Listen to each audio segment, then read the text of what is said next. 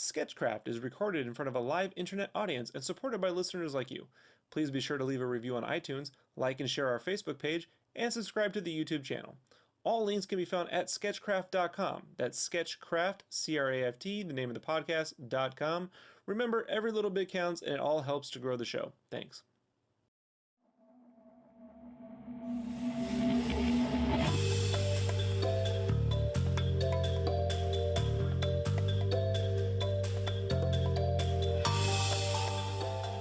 Welcome to Sketchcraft, the podcast for art, games, and process junkies. I'm Rob Duenas, full-time illustrator and graphic artist Esquire. This is an unedited podcast, which will probably contain strong language, so listener discretion is advised.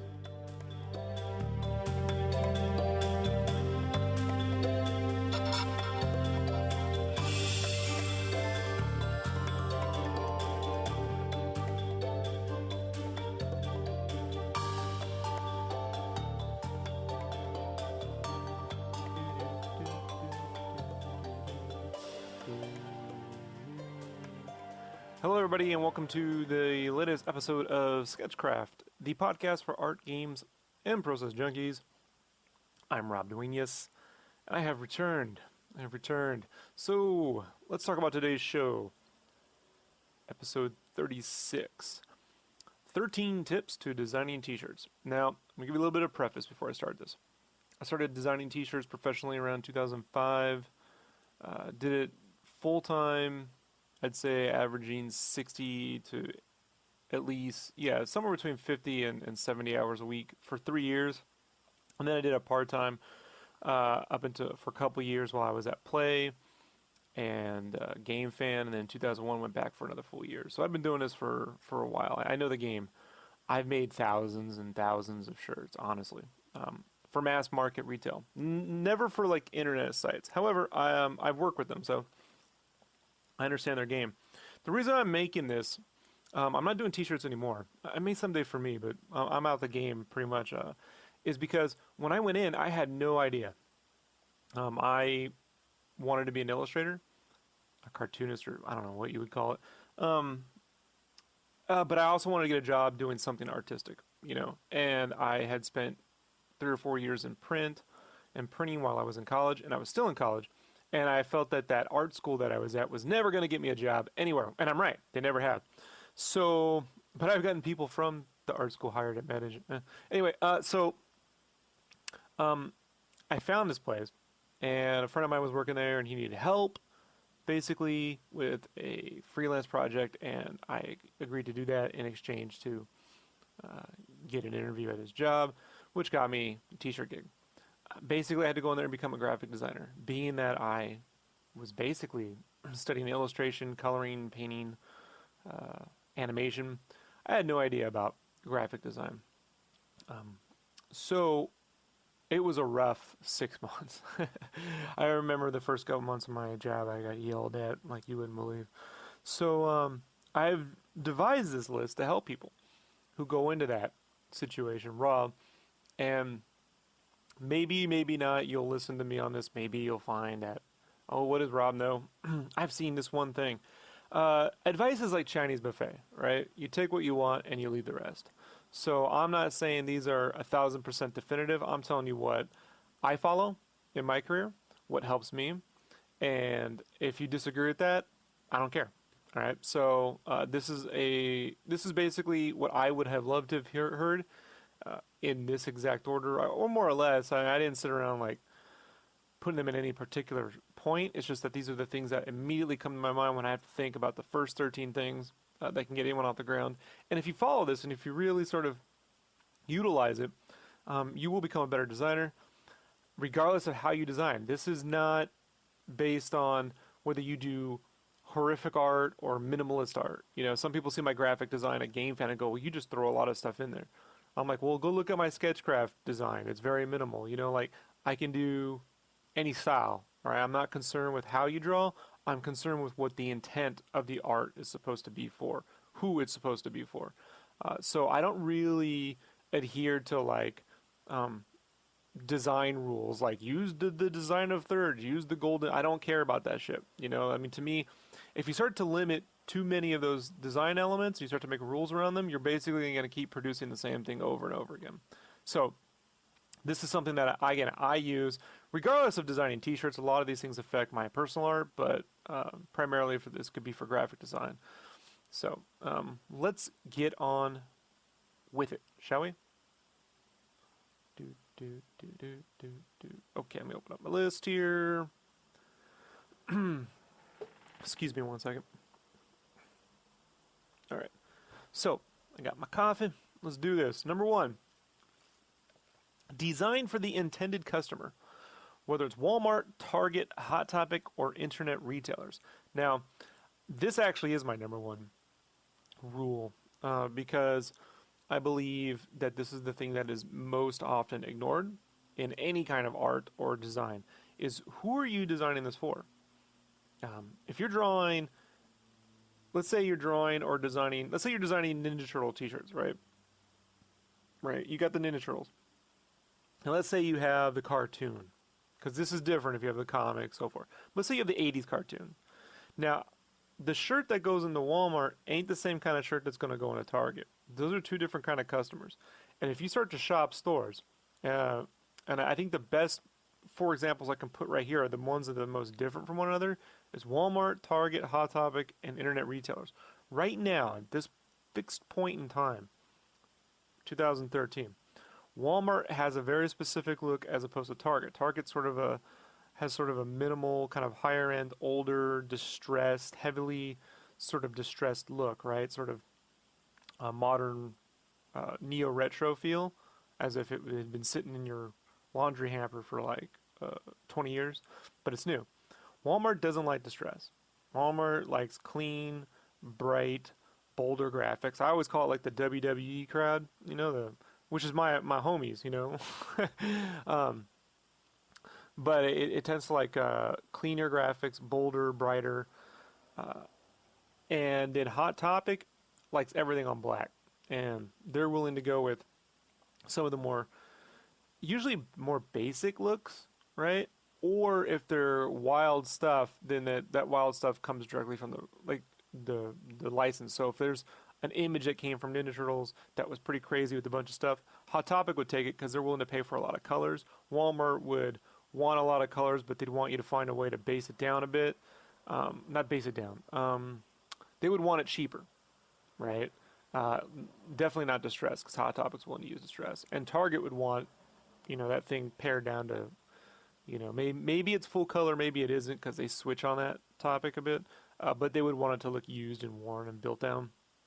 And then you have the internet retailers, which is a wide open, free range of crazy stuff from Mighty Fine Tees, which does really anywhere from really clean vector Alphonse Mucha graphics to, distorted whatever, and those guys, which are, they usually have those they look like weird skater pics with like intestines and big purpley thick vector lines and stuff. So there's all sorts of looks on the internet.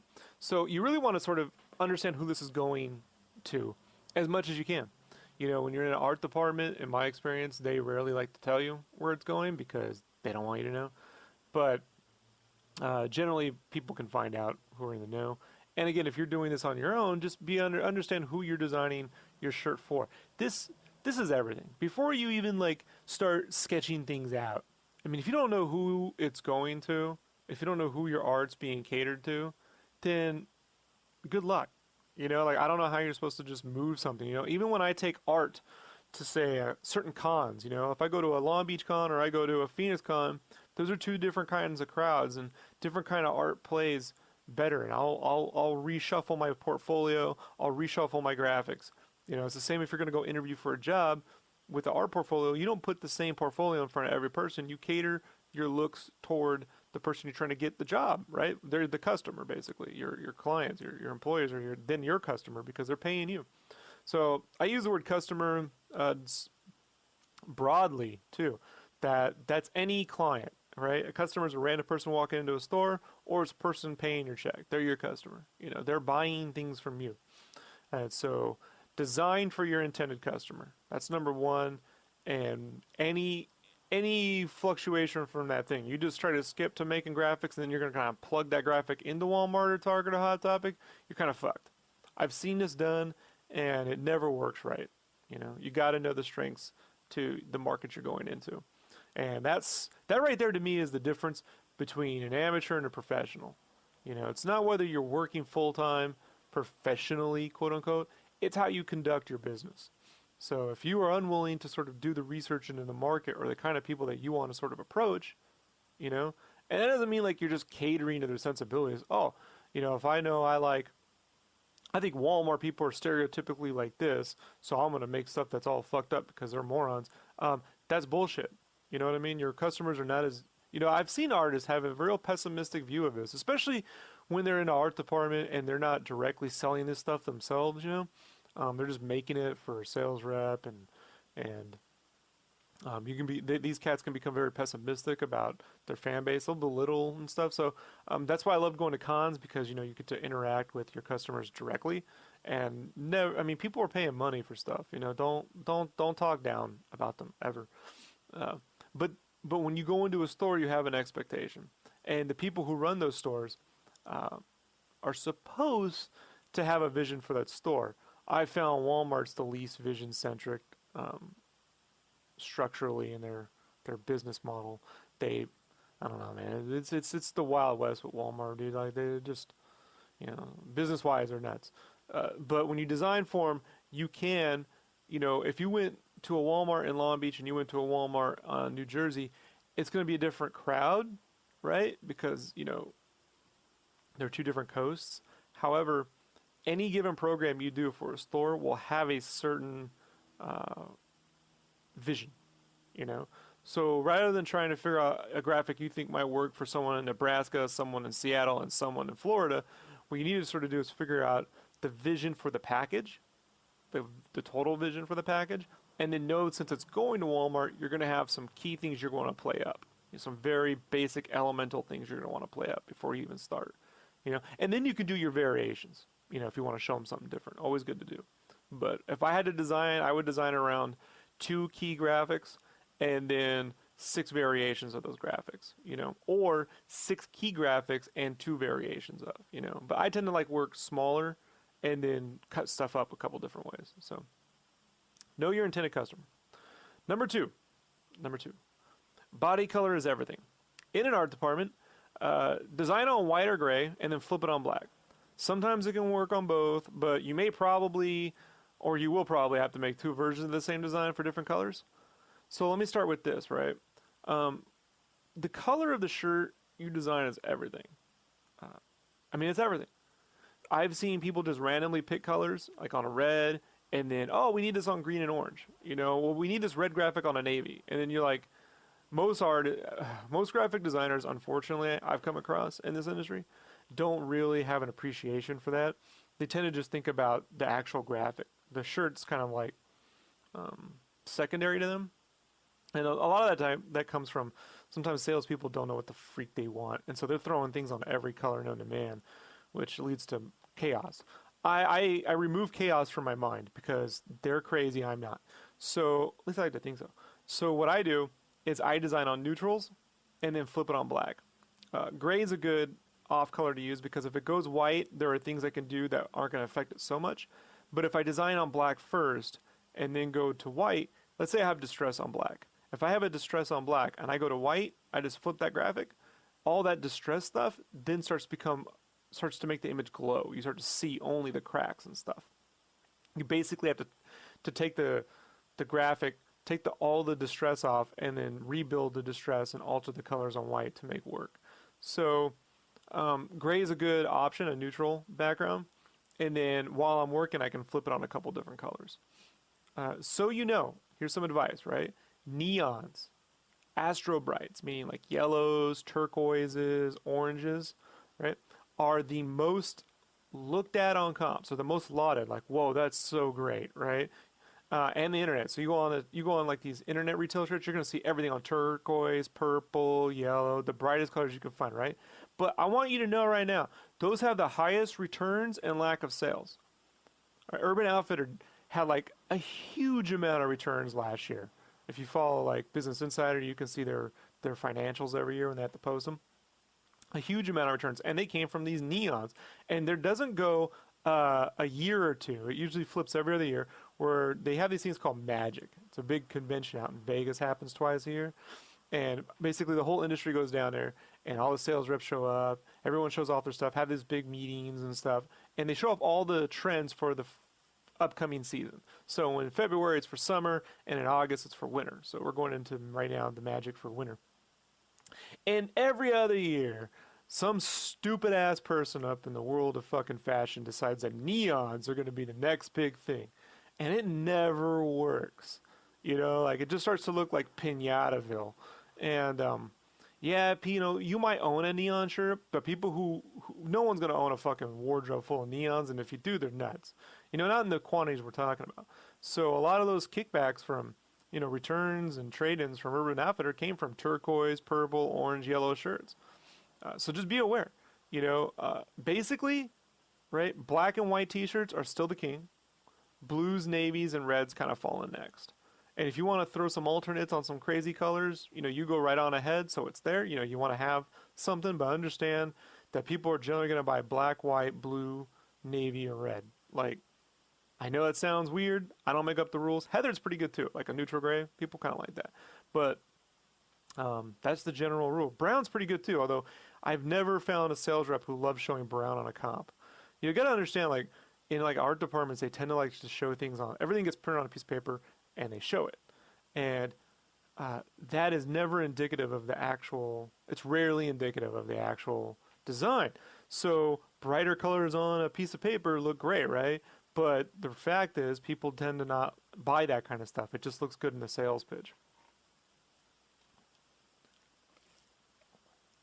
All right, let's get into some design ideas here. Pardon the food, I haven't eaten my breakfast.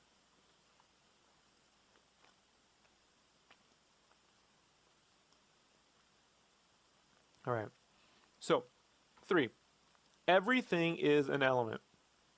I'm going to repeat this again. Everything is an element. Graphic design is basically like surgical puzzle building. It's like cooking. It's the best thing I can find about graphic design. The best one-to-one thing I can discover is cooking. Because in many ways, you sort of take the same elements. Now, you have to take the same elements as everyone else. If you watch shows like MasterChef, right, or Top Chef, I watch MasterChef. You know, they get these things called mystery boxes, right, where everyone gets handed the same amount of ingredients, and they each have to create something completely unique with the same amount of ingredients. That is graphic design. MasterChef is an art department compressed down into a time limit with immediate gratification, because art is so subjective. But with food, you can taste something and go good, not good, pretty quickly. So basically, you have to take a lot of the same elements, and then you have to flip them to create them in new and creative, unique ways, while simultaneously giving something familiar. These ideas can be used in your art style as well. This is really the biggest, even though I believe designing for your intended customer is the most important thing to know, this is the thing that I learned the most. Everything is an element. You know, I've seen many people pour through a style guide, and a style guide is basically a package that if you pick up a license, let's say Star Wars, they'll hand you a style guide. It's all these elements of pre-approved images, artwork, whatever, logos, that you're able to use in your designs in any way you choose fit. However, rarely are licenses exclusive. So you and 6 other companies got that same style guide, or 20 other companies if they make t-shirts, mugs, whatever. You each have to take those same elements and continually reuse them, flip them, whatever you got to do to make them feel unique and fresh, even though they've bought that shit a million times and will continue to buy it a million times. It is very difficult at first to get your mind around. There's a lot of frustration. As an artist, you could be like, oh, I've done this, everything's been done, that's been done, has been done. It's just not true. And you need to remember, everything is an element. From eraser shavings, to ink splatter, to paper textures, to this towel texture here. I could scan in the towel, threshold it, use that as a texture to knock out graphics. Everything in the world is an element to use. everything. That's probably the biggest difference between this and cooking is you can't eat everything, right? But in graphic design, anything can be an element. So you can always take the same graphics and find different and unique ways to repurpose them. Even if it's taking the same image and turning the opacity down, going in and pixelizing the whole graphic. You can take that same image, vectorize it, add tons of unique shade layers, base that down to 3 or 4, 6 colors, and have a Mondo approach, right? Like the Mondo posters. You can take the same element, print it out, in a light blue or red, trace over it with pencil, scan that big in, have a line art version, take that line art version, print it back out, do marker renderings, do a painting over it. You could transfer those pencils onto a gesso board, do painting, scan that in. You could take those line arts, make it very simple, create a stencil, spray paint that on a wall.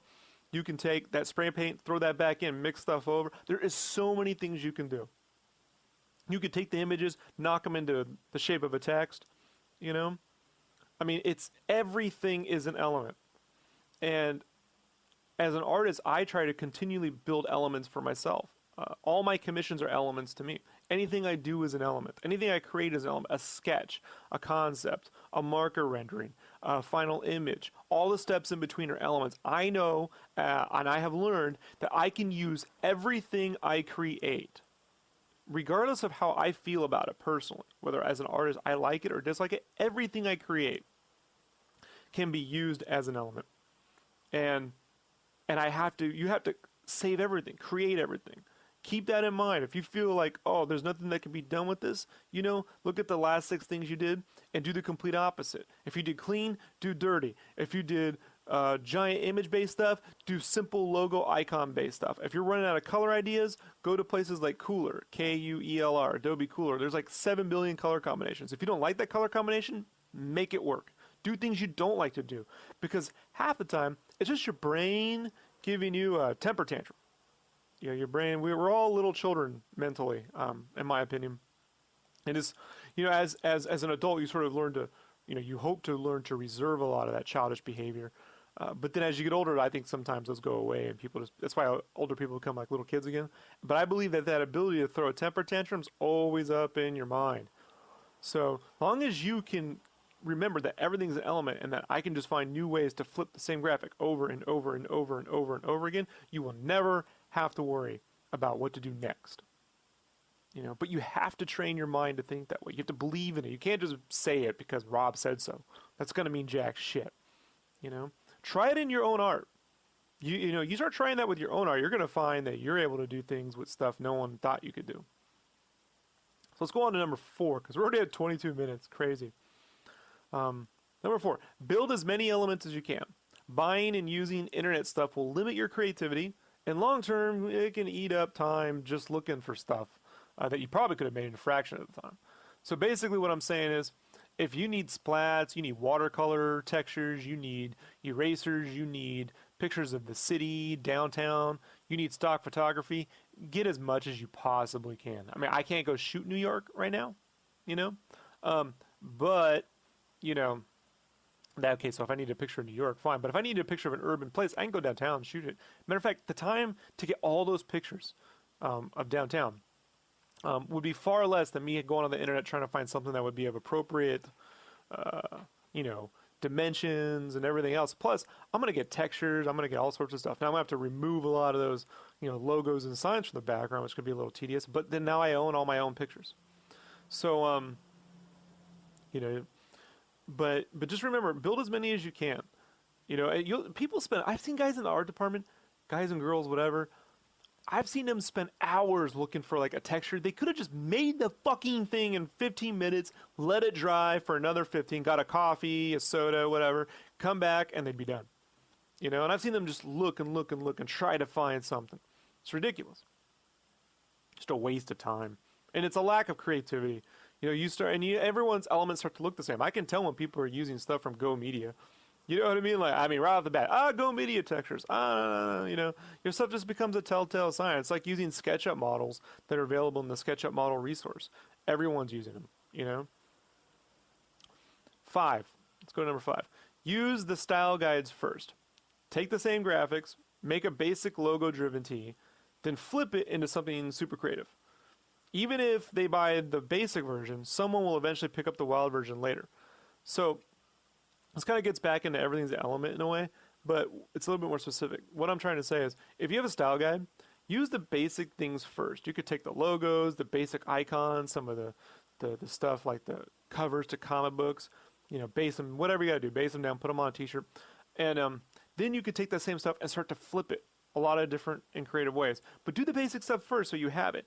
I have learned sales reps hate to see, 12 graphics basic from a style guide. They hate it. Whether it's really large on a shirt or really small, they hate it. They go, "Oh, what are we paying an art department for? I could have done that." You get oh man, that gives me a whole nother thing about how salespeople and people who hire artists tend to think that they're artists in their mind, like they think they're artists. So they hired you to do something they can do. Essentially, the reality is they can't do jack shit. They just feel they can. So if they see something they felt they could do, they felt you didn't do your job. It's not your job to constantly prove that you're better than them. It's your job to earn them money.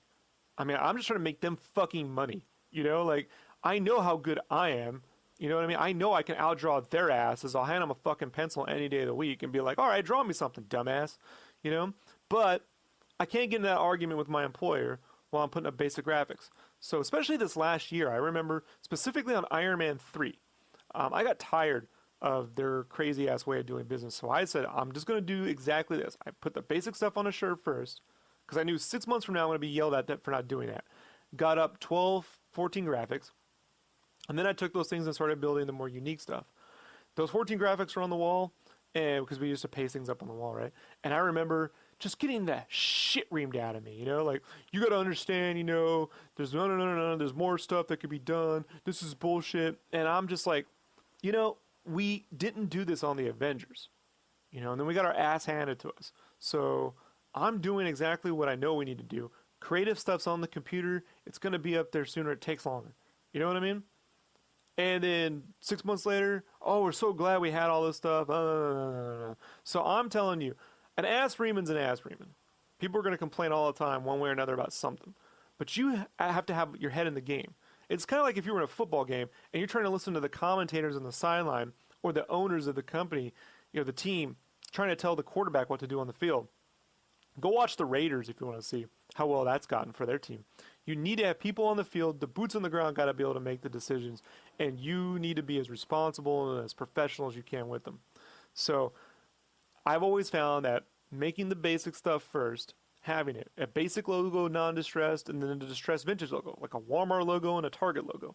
And then I can go do the crazy shit, is the overall formula for win every time.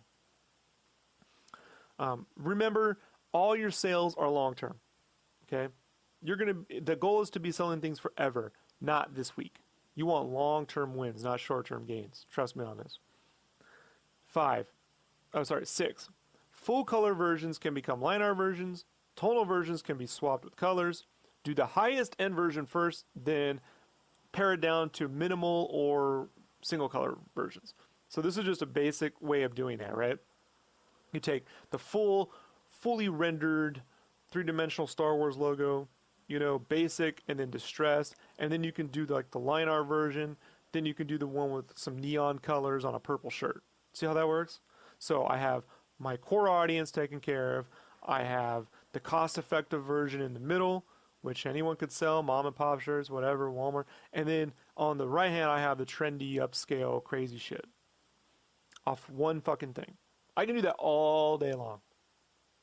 Okay, now this is, number 7 is my own personal opinion, but I believe it's something to keep in mind because I've seen this overtake art departments if you're not careful.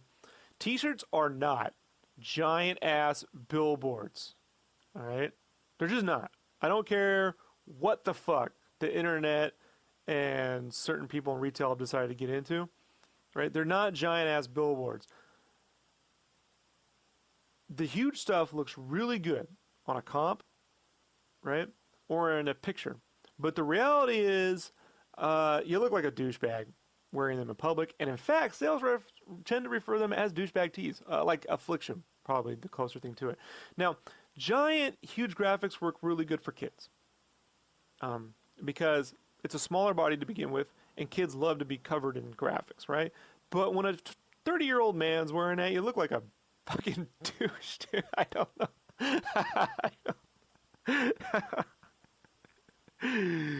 With the flat billed hat and the fucking Terminator 2, mag glasses. Good job, asshole. But and yeah, they're buying something, but the reality is those t-shirts are novelty. And novelty is great to have. You want to have it, but you don't want your whole line to become novel. And I'm going to get into this a little bit later on in terms of this idea. But just understand and keep in mind, please, go ahead and make your giant version. Go ahead. But try the smaller one, more sensible. Print them out. Make sure that you're sizing everything you do, everything you design. Doesn't have to be a high-res, color-perfect image when you size it, but physically print the fucking graphic out on your printer. That's my printer. Print it out. Cut the thing out with some tape. Tape it together. Put it on the damn t-shirt. Wear it. Walk in the mirror. See how big that is. Fold the t-shirt as it would sit folded on a rack. See what the graphic looks like. Don't... when you start to do that, it will change everything. You'll stop making 22-inch graphics because, oh, wow, bigger is so awesome. Believe me, bigger equals the highest return of sales I've ever seen. All right, let's move on. Number 8. This is another kind of personal opinion, but I've seen this affect sales negatively. So, stop with the clever, wild-ass humor shit, Unless you're a gifted comedian, it's not as funny or as cool or as trendy as you think. It's like some big fucking in-joke where you guys start, maybe the sales rep was watching some show and thought something was hilarious, and then they're all making that joke and kind of goofing. Oh, that would be great on a t-shirt. Yeah, you start to hear that a lot too, right? That would be perfect for a t-shirt. Oh, that'd be an awesome t-shirt. Oh, that would be great. And then you start to make 50 of those. And you know what happens? You have a lot of bullshit that goes nowhere. And most of it will never get approved if you have a license. Or you end up with these sites that just are a million fucking word tees, basically, right? Random customers, people walk in and out, come in the store, whether it's online or retail, they don't get random humor. Word tees are like a peso a dozen. Everyone's got them. Whole fucking cafe press sites devoted to it. Right? But it takes like 50 of those word tees to get one good one, in my opinion. In my experience. One real good seller. Just a lot of bullshit nonsense. If you're going to do humor, say with licensed materials or imagery, whatever image it is, make sure, by the way, if you're going to do that, that you pair, that humor plays off the image's storyline. If it's a picture of Cookie Monster and it's like share it maybe, okay, I get that there was the internet thing and it kind of plays into the fact that he hoards cookies, and the song's funny because this is a guy who always wants cookies, and will you share the cookie with me, but at the same time he's going to hog all the cookies. It plays into the storyline. If you have Cookie Monster and it says like I'm Tebow rules or some shit, you know what I mean? Tebow want cookie, or Cookie Sanity. I mean, Cookie Sanity is probably a little better, but sometimes they'll put like Cookie Monster with a cat and it'll say meow or never. I saw this shit with Star Wars. We did it with a fucking kitten. It was Vader holding a kitten up, meow or never. I don't know what the fuck that means, dude. Because the internet loves cats, it's funny with Vader with the kitten, and it says meow, but it doesn't have anything to do with Star Wars. It just diminishes your fucking license long term. I'm going to get into this too a little bit later.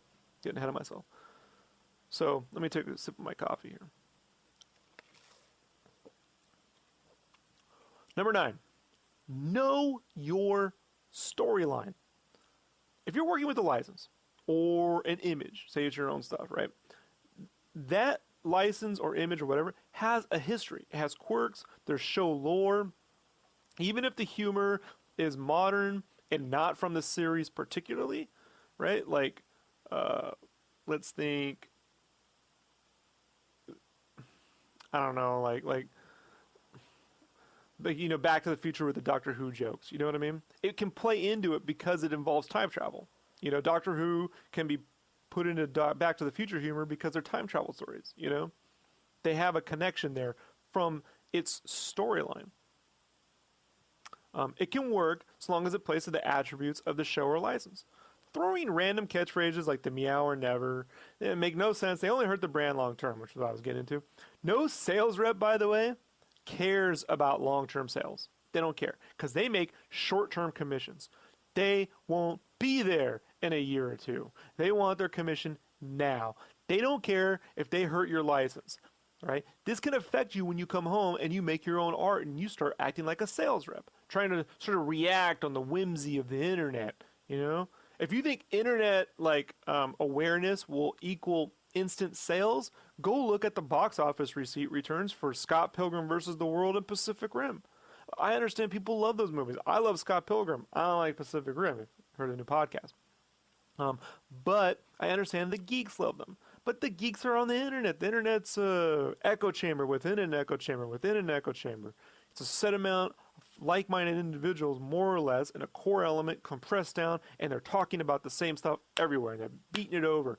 And sales reps love to take those things and go, this is the next best thing. This is going to be what's worth. We got to put Grumpy Cat into Star Wars. We got to put, all those urbanmyth.com things into fucking Star Wars. We got to do all this stuff. And you're hurting the Star Wars brand.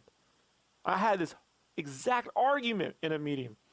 Literally 3 weeks before J.J. Abrams was announced as the director, or they announced episode 7 before they had a director, I sat in a meeting because Walmart sales globally are down on merchandise worldwide. Walmart was taking a hit. They want to know what we can do. And I said, you are killing the fucking brand. I'm the only person there who's a true Star Wars fan. There are people who like Star Wars, grew up with it. But, bro, I was cosplaying when that shit was nothing. I was writing fan scripts before the shit was on the internet. You know what I mean? Like the first thing I ever wrote was a 75-page animated treatment, for Ben Starkiller and shit, and the Adventures of Starkiller. And also, I get Star Wars. I've been playing the role-playing game since the second it came out. I was at Empire when I was 2 years old. If I was born by the first movie, I would have been there opening day. I live and breathe it. And I was like, you guys are ruining the license with this catch-all, stupid Yoda man fucking bullshit humor. And, Vader with the Energizer Bunny, or the stupid kid running around in a Vader costume, or the dogs barking the Imperial March theme at the Super Bowl. Those things hurt their brand long term. And I'm like, they need a new movie. They need to remove all this bullshit humor and get back to their core Drew Struzan, centric imagery, respectable, story, quality images, quality, respectable images. And then they announced episode 7 and they immediately canceled all that humor shit. It was a relief. But sales reps, I'm going to get back to this, right? Sales, I'm on number 9, right? They only care about short sales. It's like Wall Street. You leave sales reps in charge of your art department and they will devour themselves and your art department with it. Every time. Every time. Put money on it. Every time. All right, let's move on to 10. Now, this one is specifically for you, the artist. And this can work in any particular area. I just want you to know, this is my own personal advice. I've said this before, and this deserves to be in here. You are not in competition with other artists. Mind-blowing, right? And I'm going to say this again because it's not bullshit. You are not in competition with other artists or your favorite artist or the artist in the art department that everyone says is the greatest ever. You are not in competition with them. Stop looking at people's stuff like you got to beat them, or you got to rise to their level. Stop it, right? You are only in competition with yourself and your own ideas. You are judged on what you did last. You may feel as though you're competing with others. Up in your head, you're like, this guy's so good, or her stuff is so great. They love this person. This person sells all the time. Believe me, it ain't true. All right? It's all up in your head. It's all up in your head. It's mental. Right? It's a ruse. It's a game that either you're playing with yourself or the leadership at where you work, or your people that call you friends. If you're in high school, say you're in high school listening to this, you're like, Rob, how can all this stuff affect me now? I'm in high school. Well, I've had some people come up and ask this. I'll tell you how it can affect you and how you can deal with it because I used to deal with this when I was in high school. I'll tell you right now, and you're going to know this. You're going to know this It's brilliant. Let's say you're in class, you're in art class, and you like to draw, and there's some other people that like to draw. And then there's those people who like to draw, you guys don't talk to one another much, right? Because you're like, oh, I'm sizing them up, I'm checking their stuff out, but maybe you like their stuff, they like your stuff, and you're like constantly competing. There's this little personal competition. I'm not saying that's a bad thing. Just remember that you don't have to compete with them. You're not actually competing with anybody. You're competing with yourself. But every now and then, you're going to get these guys or girls on the side who are going to go, oh man, dude, your stuff's good, but this person's stuff is so good, you know? This person's going to get their own comic, they're going to have their own video game, they're going to have their own TV show, they're going to be so good, you know? And you're like, man, I suck, this person is the best. Because people are like talking about how great they are. You know? I used to get this all the time. And you know what I found out? That those people doing that can't fucking draw one thing. Can't make one thing. Will never make one thing. They may have a fancy job being a sales rep one day. They'll probably be the sales rep that you're going to deal with someday, or the licensor, or a person who fancies themselves an artist. They don't make art, but they make a lot of money off artists bickering and fighting and competing with one another instead of focusing on their own shit and making themselves money. It's hard. If you don't know how to sell your own art, if you can't get into that game and you're just trying to constantly make art to appease people, it's like a mental game of please, you know, love me, daddy, mommy bullshit. You just remember that those people are bullshit assholes. You know? That's the exact term for it. It's a bullshit asshole. That's the technical term. You look up bullshit asshole in the fucking dictionary, you're going to get those guys and girls and cats and dogs and whomever the fuck comes up to you and tells you how great someone else is. You should be like them. Fuck those people. Where are they now? You know where they are now? The people who did it to me? They're on Facebook, right? Most of them, right? Living normal people lives, wondering what to do with it. Half of them have bands now, I've noticed. Oh, now they're getting all creative. Now they want to have something meaningful in their lives. Even though you making art, you know, you found meaning and purpose and a form of creativity that you were connected to early on, way sooner than them. But you spent so much time chasing their bullshit game that you never really, maybe you didn't improve as good. Maybe you haven't reached your potential. You know, I spent so much time listening to how people could draw better than me, even though I love to color, that I probably should have been a painter. I probably should have been, like, learned really how to get into paint, but I wanted to be a better penciler. So I took this long-ass road to learn how to draw. You know what I found out at the end of the day? One, I'm a damn good colorist, and I can actually paint. But two, my pencils are never going to be the best. They're going to be fun. I'm never going to be the best penciler. It's never going to happen. Against whom? Against what, Joe Mad? Alex Ross? Jim Lee? Mike DeBalva? Whom? Who am I supposed to compete with?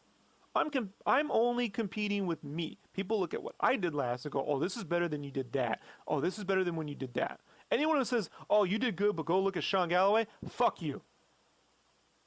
Yeah, that's all I got to say about that.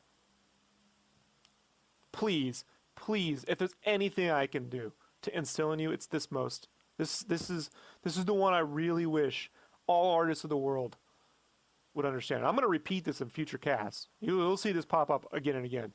So I beg of you to please believe in this. Understand it. Let it become a part of you. You cannot find yourself as an artist. You cannot find yourself as a creator if you are continually trying to be just like that cat over there. You know, Adam Hughes does really great tonal, you know, photo kind of like realistic people and markers. I need to do that too. You're just going to look like a generic Adam Hughes. That's it. You're not going to have an influence. Oh, there's elements. Oh, it kind of reminds me of Adam Hughes, but it also reminds me of this. This is great. You're going to be a clone, a piss poor clone. And you're only going to be able to do things that they created. So you're going to be waiting to see what they produce next. Don't do it. Stop, please. I beg of you. I will give you a cookie at Comic-Con if you prove to me that you've done this.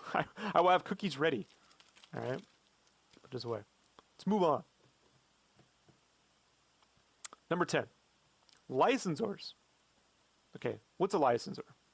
When you get a license, there's a person in charge of managing that license. I get Star Wars, there's a person who oversees that license, making certain that whoever is licensing it out isn't doing crazy shit with it. They're the gatekeepers, right? They're your best and worst friends. Here's my opinion on that. Licensors do not understand trends and customers. Licensors do not understand trends and customers.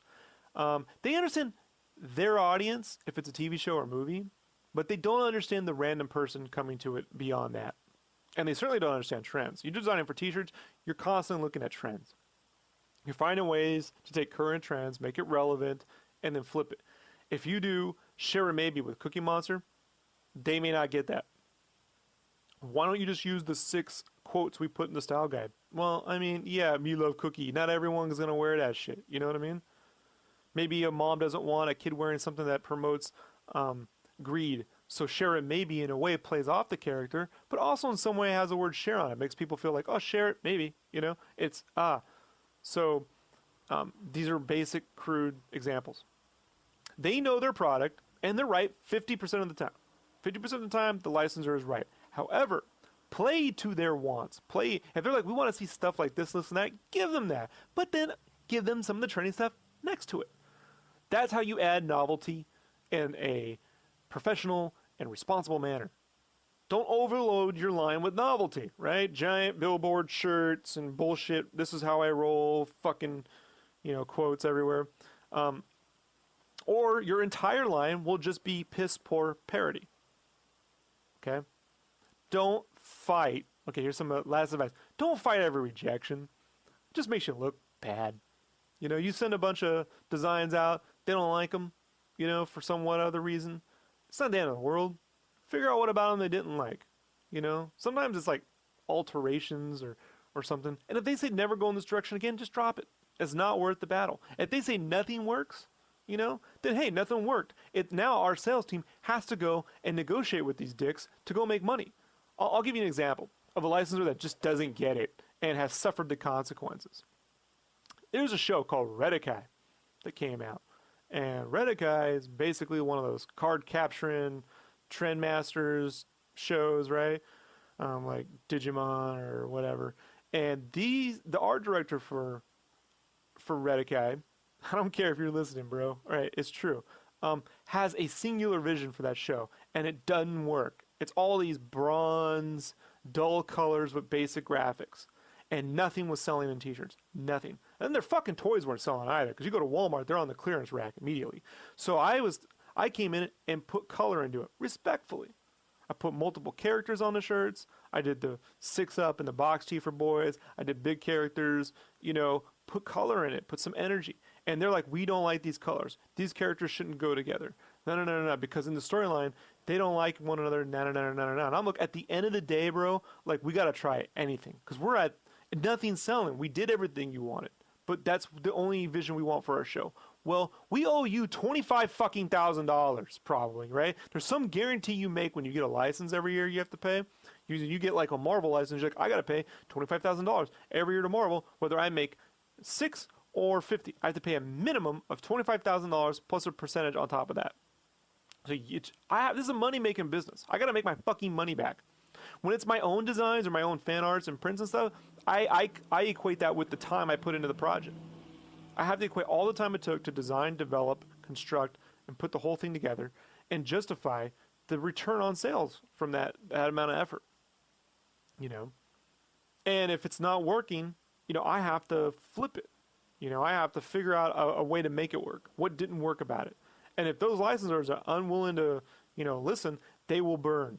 And that's when, as an artist, it's out of your hand. Don't take it personal, like your art sucked. Sometimes they're just boneheaded.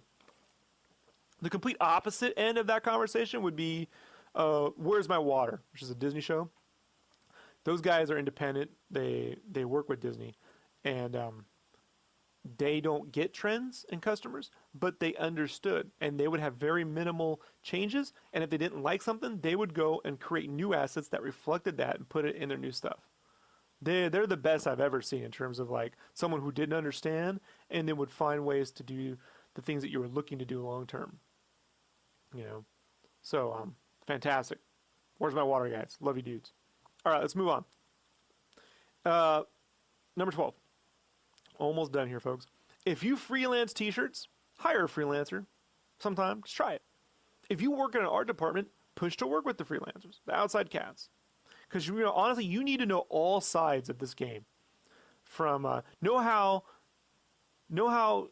you avoid deadlines and make excuses to not turn work in. So when freelancers do it, you can catch it and stop that behavior from them, as well as stop you from doing it. You know, if you're freelancing and you're always like, oh, I can't turn this in, oh, I'm running behind, there's all these great excuses, right? Then you hire someone to go do something and they do it to you, you're going to be like, fuck, I've done it. I've done it. You know? I'm like, this is what I get, you know? And it's made me grow up quite a bit in terms of how I work with customers. I mean, now I don't do anything, but when I'm working on commissions and stuff, you know, I don't continually give them excuses every week, you know. So I never spend the money. If I'm taking a while on a commission and they want a refund, you get a refund immediately, you know. But I'm not gonna sit here and waste people's time, you know. And I turn down a lot of stuff now. So the Kickstarters are a really great way to limit me, you know, give me a goal, so I'm not just continually taking commissions. I have a goal for a project, and the commissions become a part of the project. So I feel like, okay, there's a finish line to completion. I can go celebrate afterward, then go do it again. But if I'm just like, I finish commissions, take more commissions, it feels like a never-ending grind to me. So it may be different for you. But if you're working inside an art department, work with the freelancers, you know. And they're freaking out half the time too. They're like, oh, I don't know what you guys are doing. I don't know what you're doing. I don't know if what I'm doing is right. Well, I mean, that's for the art director to figure out. You know, your job is just to sort of communicate to them to chill the freak out and to do what they do. You know, if they're working outside the art department, chances are it's because they do something unique and they live far away. Let them be unique. You don't want them to become another clone inside the art department, looking at everyone else's stuff, copying them. And that reminds me of the last thing. You're in an art department, by the way, in terms of competing with other people. You see a bunch of graphics on the wall. Don't sit around making copies of what everyone else does. There's this guy, and he was working in the art department I was in last time. He's an older guy, and I have a lot of respect for older people. Okay, I really do. But despite where this guy came from, used to be an animator, worked on stuff, right? All he would do was take my designs and knock them off. I would go do 6 designs. He would take those 6 designs and do 12 versions of that with all his other stuff. He'd see my emails with my dailies in it. He'd see what was on the wall, and you could see the dates. They'd pick 2 graphics, mine and his knockoff, and be like, "Oh man, this guy is always selling stuff." I'm like, "No, he's selling my shit." You know, like, he's not even trying, and the fucker got paid more than me. You know, he wasn't a bad, mean guy, but he was a thief. And I don't do that. I don't look at other one's else's stuff and just knock it off. You know. So, anyway, just want to get that out of my chest. But let's get to 13. This is the final bit. We can move on and be done with this. I want to talk about fan art, all right, for a bit, especially with licensed properties and making t-shirts and stuff, right? I want you to know, when it comes to fan art, sales reps use it. Sales reps want to knock fan art off. They go into blogs like Slash Film with their page 2 or, you know, all these other trending sites, and they see all these things geeks are doing. They go to Mighty Find, they see all these things, and they take them, they go to DeviantArt, they save the images, and they just say, do this. You know, then that's how they think they're an artist, because they pick those graphics, and you're just going to go make them, right? You don't have to do any work. You just have to take someone else's hard-earned work and steal it. It's bullshit, you know? Right? If you work in an art department, you push hard. In my opinion, you push hard to get the original artist paid for that art. Just get their art. Email them. I don't understand why it's so hard for art departments to do this. They don't want to pay with this guy or get a hold of him. What if they say no? And then if we knock it off and they see our stuff, they're going to sue us. Well, if you're worried about getting sued, then you're doing wrong, right? Don't knock their shit off. Just don't. I mean, I can't. You know, when people go, Rob, you draw fan art, you're stealing. This was the conversation I had, you know, with my last job. When they're like, you know, you're drawing Captain America, you're stealing. I'm like, I'm not stealing, I'm drawing Captain America. You know, I'm selling some prints like I would at a fucking convention. You know, what's stealing is what you're doing right out there in the art department when you go and take those minimal Captain America designs. If you want to see them, they're at Kohl's. They're at Kohl's right now. You can go in there. There's these very minimal Captain America designs. You go right in there. They took that guy's stuff and they traced over it and remade it and sold it. You stole. You know? I'm not stealing anything. It's a hard fight. You know? It's a hard fight when companies want to push to keep fan art from being made because it's somehow infringing on their fucking intellectual copyright, right? Knowing that they're then going to take the fan art and knock the shit off. Guys, I did these designs. It was like when, way back in the day, 2009, Donald Glover was like, I'd like to be Spider-Man. And I was like, that's interesting. Never thought about a black Spider-Man, but I love Donald Glover. So I did these little Spider-Man sketches, right? Here's what I think it would look like. And you know the weird thing about it wasn't that Marvel went and did a black Spider-Man a year later. It wasn't that when I pitched the idea to Kevin Grievous, who was working at Marvel at the time, or working with him, to go pitch it to him, and he told me a black Spider-Man would never work at Marvel. It was that the look of it looked just like the one I did. That can't be coincidence. Matter of fact, within the year, the version of Dr. Octopus I did ended up in the comics. Now you're telling me that was just coincidence? Those fucking sketches went everywhere. That was like the most popular thing I'd ever done at that point. People were going to conventions dressed up like that version of Spider-Man. You know, but to make Dr. Octopus a disembodied Stephen Hawking that had no legs and all the tentacles did all the work, where was that coming from? And that appeared in the comics. So I know they look, you know, I know they look. I've been there when it comes across the desk, steal that. I don't steal, by the way. You know, I've risked my job. And matter of fact, I just quit my job over the fact that I don't like being called a thief. You know, I know that if I draw a watercolor Captain America, at some point, the companies are going to steal it from me. They're never going to hit me up to license the stuff or pay me a flat fee for it.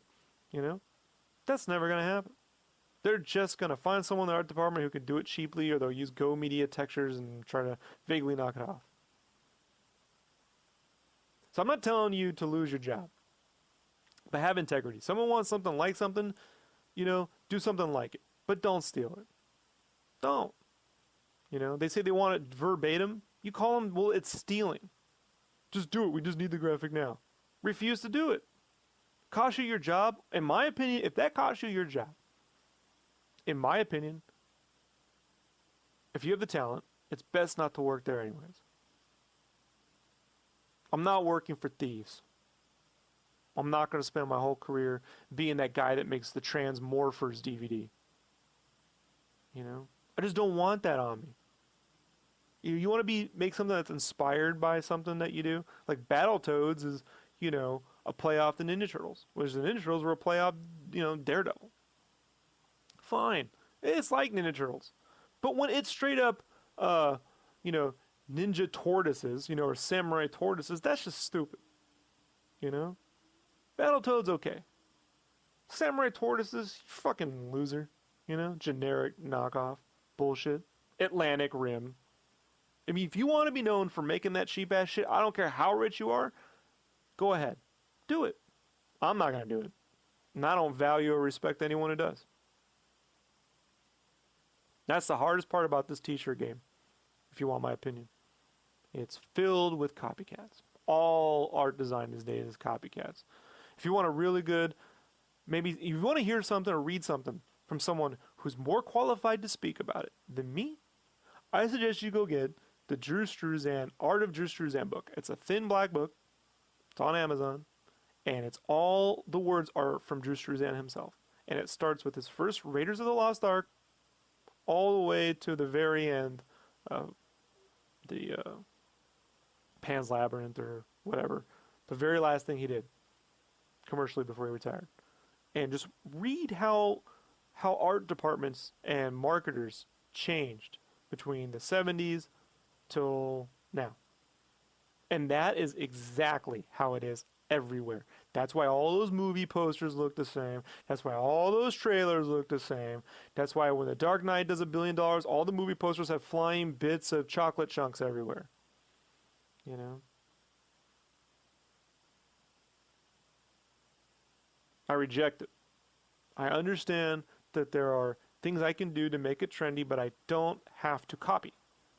Influences, fine. Copy, stealing. And it's a thin line. Anyway, that's it, everybody. If you have any questions, please email me at rob@sketchcraft. That's the name of the podcast.com. CRAFT. You can also find me on YouTube under your Sketch Rob or whatever. You type Skechcraft into YouTube, you'll get it. All the links are at sketchcraft.com. We have Facebooks, we have Twitters, we have DeviantArts, which are great. Also, be sure to check out the podcast on iTunes if you did not receive it there. And please, by all means, folks, if you're one of those ones, listen to the podcast. And I get this. Rob, I listened to podcasts for years. I love it. Please, give me a review on iTunes. Just say, I love this. Been listening to years. This is awesome. All right? I honestly, folks, it really does make a difference. I know you think it doesn't, or you're like, oh, someone else will do it. But I don't ask for money for the show. I don't ask for anything. I'm just asking for spread the word, you know? Spread the word, please. Visibility is my reward. I appreciate it tremendously. Until the next podcast, I'm out of here. Bye.